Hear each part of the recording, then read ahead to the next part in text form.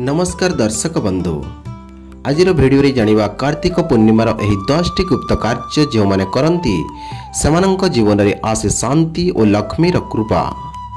हाँ दर्शक बंधु आज आपनंको कहवाकू जाउछि कार्तिक पूर्णिमा दिन सही 10टी गुप्त और पुण्यमय कार्य जहाँ शास्त्र और पुराण अनुसार मनीषंक जीवन को शांति समृद्धि और भगवान अनुग्रह दे थाए।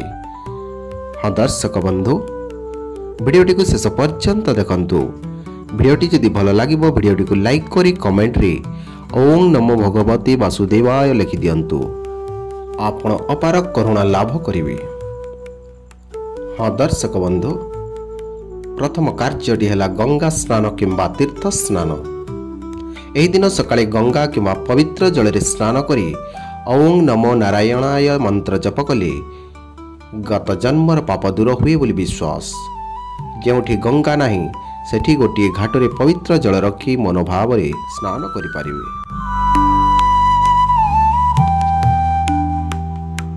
ଦ୍ୱିତୀୟ କାର୍ଯ୍ୟଟି ହେଲା ଦୀପଦାନ। ସନ୍ଧ୍ୟା ସମୟରେ ଘର ବାହାରେ ତୁଳସୀ ଓ ଦେବାଳୟ ଆଗରେ ଦୀପ ଜଳାନ୍ତୁ। ଏହି ଦିନ ଦୀପ ଜଳାଇବାର ଅର୍ଥ ଅନ୍ଧକାର ଅର୍ଥାତ୍ ଅଜ୍ଞାନକୁ ଦୂର କରେ। ଶାସ୍ତ୍ର କହେ ଯେଉଁଠି ଦୀପ ଜଳେ ସେଠି ଦେବତା ବାସ କରନ୍ତି। तृतीय कार्य है तुलसी पूजा और प्रदक्षिणा करवा। हाँ दर्शक बंधु कार्तिक पूर्णिमा तुलसी गछ आगे दीप जलाई 108 थर प्रदक्षिणा व चारिपाखरे घूरिले मानसिक शांति और पारिवारिक सुख बढ़े। चतुर्थ कार्यटी है भगवान विष्णु और महालक्ष्मी पूजा। यही दिन ओम महालक्ष्मो नमः और ओम नमो भगवती वासुदेवाय मंत्र जप करी देवालय रे निवेदन कले आर्थिक शांति और सफलता मिले। पंचम कार्यटी है दान और सेवा। दुखी अनाथ किंबा वृद्ध लोकं को भोजन वस्त्र किंबा धन दान कले यह शतगुण फल दे थाए। यह कार्तिक मासर दान महापुण्य बोली कहा जाए।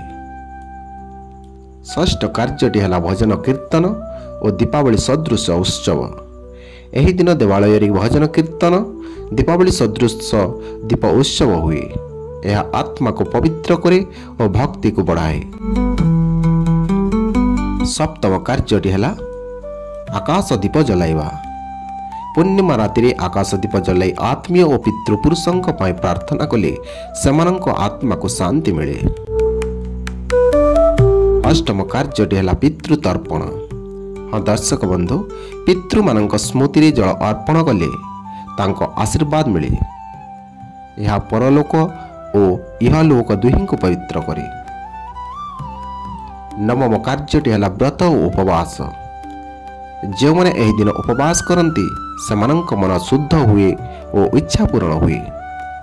उपवास पछरे अर्थ हेउची निजे उपरे नियंत्रण रखी भगवान सह संयोग स्थापन करिवा। दशम कार्यटी है प्रार्थना और शांति ध्यान। हाँ दर्शक बंधु राति 12टा पूर्व शांत मन बसी ओम शांति शांति शांति यही मंत्र जप कले मनर असंतोष भय और दुख दूर हुए।